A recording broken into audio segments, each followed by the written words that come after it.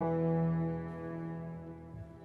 morning and welcome to the second hour of First Edition, only on Newsmax 2. I'm John Burnett. And I'm Krisha Lenzo. It's Monday, January 19th. Happy Martin Luther King Jr. Day. And in terms of his legacy, we're talking about it all morning. We'll be going into it in the next segment as well. But John, he was such a pioneer, such a brave man to speak truth to power, talk about our constitutional rights, our fundamental freedoms. And he was not afraid. He was incredibly brave. And his legacy, as a result, lives on. He is a pioneer and will always be considered one of the foremost figures in our nation's history. Definitely led with peaceful protesting, yes, to ultimately help shift the nation in a different direction. Perhaps many of these protesters who are on the streets, burning down buildings, creating chaos, actually confronting law enforcement, should take a note on this day in terms of what protests should look like and what they can actually accomplish if done the right way. Exactly. We must forever conduct our struggle on the high plane of dignity and discipline. We must not allow our creative protests to degenerate into physical violence. Again and again, we must rise to the majestic heights of meeting physical force with soul force. The marvelous new militancy which has engulfed the Negro community must not lead us to a distrust of all white people. For many of our white brothers, as evidenced by their presence here today, have come to realize that their destiny is tied up with our destiny. That was Martin Luther King Jr., a voice we remember today as we honor his life and legacy on Martin Luther King Jr. Day.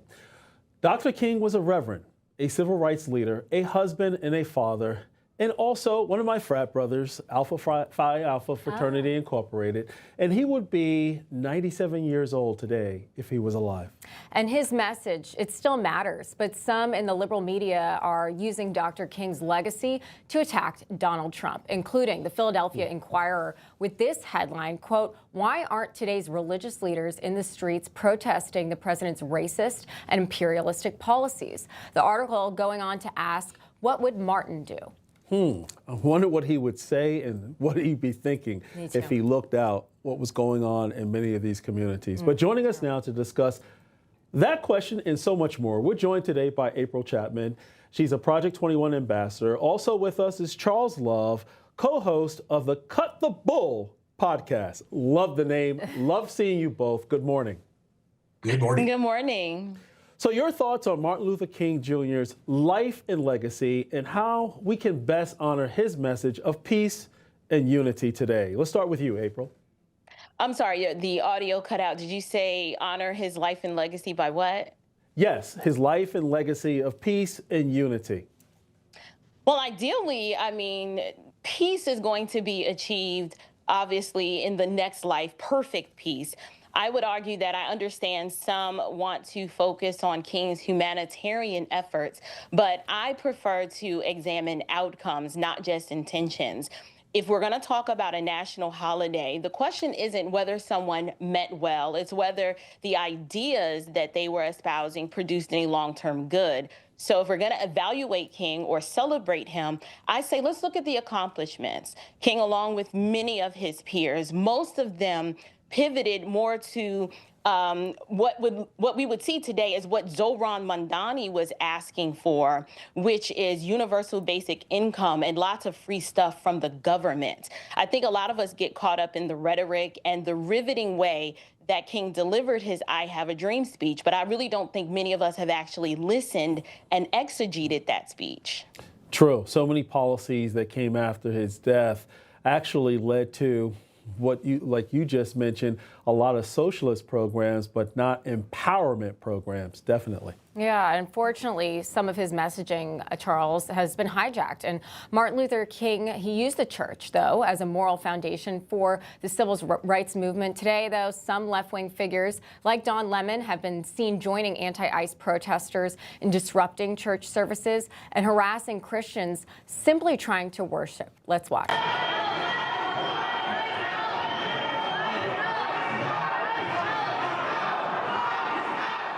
Yeah, Charles, this is not a sight that I think Dr. Martin Luther King would be proud of. Your reaction to this? It's mayhem. This is absolutely insane. It's targeted. It's deliberate. And it's definitely not in line with the message that you're focused on. I know you're going to get in trouble for having April and me on about this because, like when you read that last package, I kind of cringed because the headline you read, it said like, Yeah. what would Martin Luther King do? And it's almost like I get the point of honoring what the intent was, but they somehow, because it's human, raised him to the level of Jesus. And as a Christian, people always say, what would Jesus do? The fact that people say, well, what would King do, as if they're deifying him, one, is a problem. But I don't know if we could argue based on the whole of his acts and his beliefs that he would be out there telling these people to stop. The message was clear. He talked about what he wanted his four kids to do, but then look at the fruits of that. Look at what his four kids do and did after he died, and as they speak and use their bully pulpit and his fame to act and speak as if the people are the protesters you're maligning. Seeing those protesters inside the church create chaos, what would Jesus do? Well, we know what he did in one particular situation. He whipped the evildoers out of the synagogue. So that's what they should be doing right now, or have done in that situation, whip them out of the temple. But moving on to this, Martin Luther King Jr. loved America and believed in its promise, even while pushing the country to do better. Now, by contrast, Congresswoman Ilhan Omar uses her platform to curse United States. Take a listen.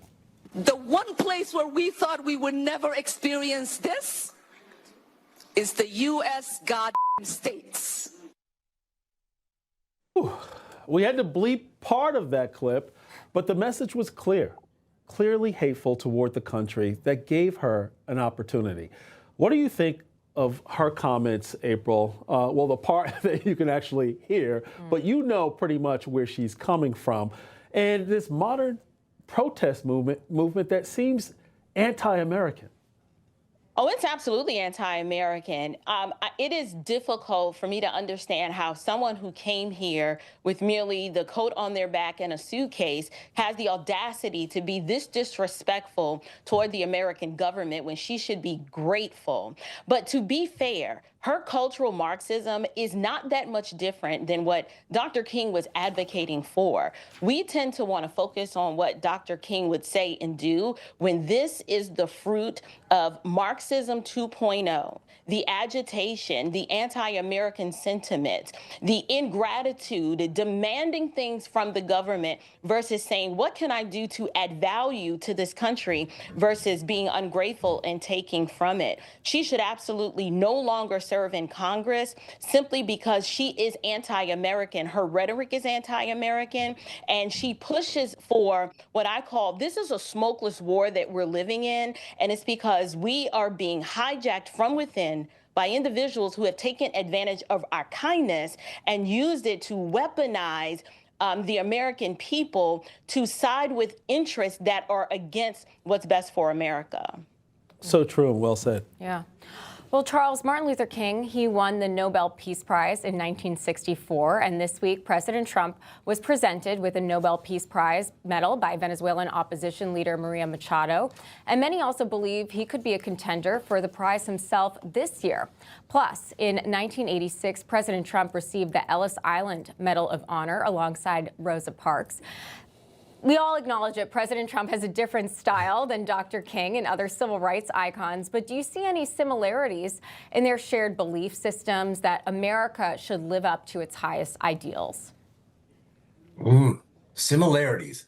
Very few. I would say that, I think they're polar opposites. I mean, one was far more eloquent in delivering his message, while the other one is actually trying to make some of those things happen, through a lot of opposition. So one's actions, one's words.